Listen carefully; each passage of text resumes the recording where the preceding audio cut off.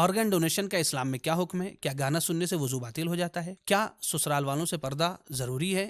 آئیے ان سوالوں کے جوابات جانتے ہیں اس ایپیسوڈ میں۔ مختصر وقت میں 100 سے زائد علماء کے ذریعے شرعی سوالوں کے جوابات۔ آپ اپنے سوال سبیل کمنٹ پروگرام کے کمنٹ باکس میں پوچھ سکتے ہیں۔ سبیل کمنٹ ہر ٹیوزڈے اور تھرسڈے سبیل میڈیا پر۔ بسم اللہ الرحمن الرحیم۔ دوستو السلام علیکم۔ سبیل کمنٹ کے اس نئے ایپیسوڈ میں آپ کا تہہ دل سے استقبال ہے۔ دوستو اسلامی کیلنڈر کا چوتھا مہینہ یعنی ربیع الثانی کا مہینہ شروع ہو چکا ہے۔ اس مہینے میں دو مناسبت پائی جاتی ہے، ایک امام حسن عسکری علیہ الصلوۃ والسلام کی ولادت اور دوسری مناسبت جناب فاطمہ معصومہ قم کی وفات کی تاریخ ہے۔ آئیے اپنے اس پروگرام کو شروع کرتے ہیں امام حسن عسکری علیہ الصلوۃ والسلام کی ایک حدیث کے ذریعے۔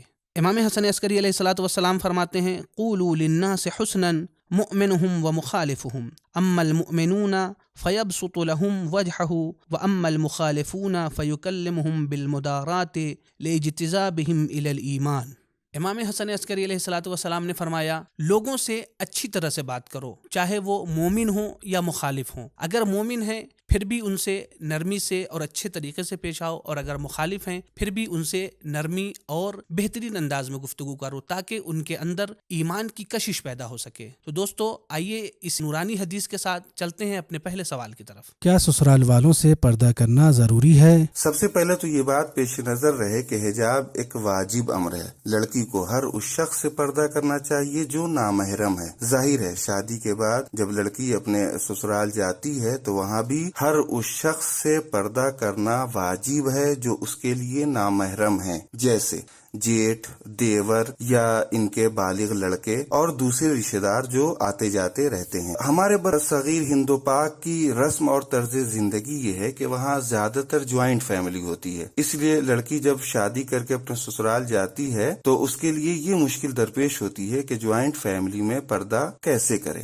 سبھی کے ساتھ اٹھنا بیٹھنا ہے، رہنا ہے، ناشتہ کھانا سب ساتھ کھانا ہے۔ ظاہر ہے ایسے میں مکمل طور سے اسلامی پردے کی رعایت مشکل ہو جاتی ہے۔ یہاں پر اس کے لیے ضروری ہے کہ وہ واجب پردے کی رعایت کرے، یعنی چہرہ اور ہاتھ کی ہتھیلی کھلا رکھے اور باقی تمام اعضاء کو باقاعدہ چھپائے، جیسے گلا ہے، ہاتھ ہے، سینہ ہے یا جسم کے دوسرے حصے۔ ایسے اس کے لیے اسکارف لگائے یا دوپٹے کے ذریعے سے اس طریقے سے دوپٹہ اوڑھے کے گلا وغیرہ باقاعدہ چھپ جائے تاکہ واجب پردے کی رعایت ہو سکے۔ اس طرح وہ خود بھی گناہ سے محفوظ رہ سکتی ہے اور دوسروں کو بھی گناہ سے محفوظ رکھ سکتی ہے۔ السلام علیکم ورحمۃ اللہ وبرکاتہ۔ یوسف شیخ صاحب نے شادی کے سلسلے سے ہماری ایک ویڈیو پرفیکٹ میچ کے انتظار پر ایک دلچسپ کمنٹ کیا ہے۔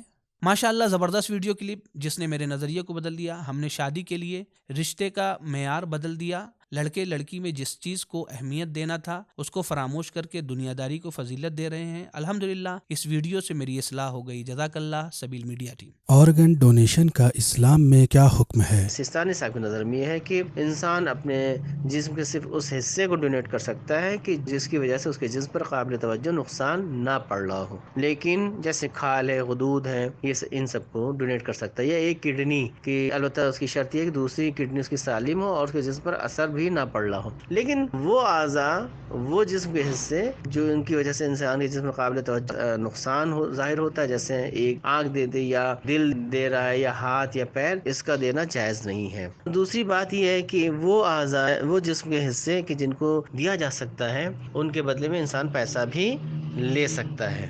دوسرا سوال یہ ہے کہ کیا میت وصیت کر سکتی ہے کہ اپنے جسم کو مرنے کے بعد جو ہے اس کو ہدیہ کر دیا جائے؟ تو سیسانی صاحب کہتے ہیں کہ اشکال ہے، لیکن خامنئی صاحب کہتے ہیں کہ اشکال نہیں ہے۔ اگر وہ وصیت کر رہا ہے کہ اپنے جسم کی میرے مرنے کے بعد میرے جسم کے اعضاء کو جو ہے دوسرے لوگوں کو ڈونیٹ کیا سکتا ہے جن کو ضرورت ہے، تو کہہ رہے ہیں اس صورت میں صرف ایک شرط کی رعایت کرنا چاہیے، وہ یہ کہ میت کو مصلح نہیں کیا جانا چاہیے اور اس کی حرمت کو باقی رکھنا چاہیے، یعنی یہ کہ اس طریقے سے اعضاء کو نکالا جائے تاکہ میت کو یہ نہ کہا جا سکے کہ اس کا جسم جو ہے ٹکڑے ٹکڑے کر دیا گیا ہے۔ تیسری بات یہ ہے کہ بہت سے لوگ ایسے ہیں کہ جن کو برین ڈیتھ ہو جاتی ہے، یعنی ان کا دماغ جو ہے کام نہیں کرتا، مردہ ہو چکا ہوتا ہے، صرف جو ہے دل وغیرہ کی جو حرکت ہوتی ہے وہ مشینوں کے ذریعے سے محفوظ رکھی جاتی ہے۔ تو اس سلسلے میں کیا ایسے شخص کے اعضاء کو جو ہے ڈونیٹ کیا جا سکتا ہے یا نہیں؟ تو سیسانی صاحب کہتے ہیں کہ نہیں، وہ زندہ کے حکم میں ہے اور اس کی کسی بھی اعضا کو جو ہے ڈونیٹ نہیں کیا جا سکتا ہے.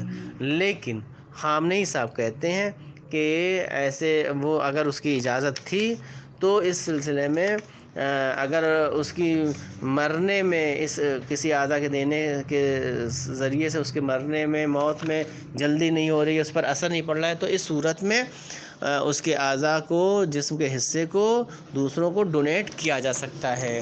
اور کبھی ان اعضا کے ڈونیٹ کرنے میں اگر کسی نفس محترمہ کو بچانا واجب ہے تو ان اعضا کو ڈونیٹ کرنا واجب بھی ہوتا ہے. کیا گانا سننے سے وضو باطل ہو جاتا ہے؟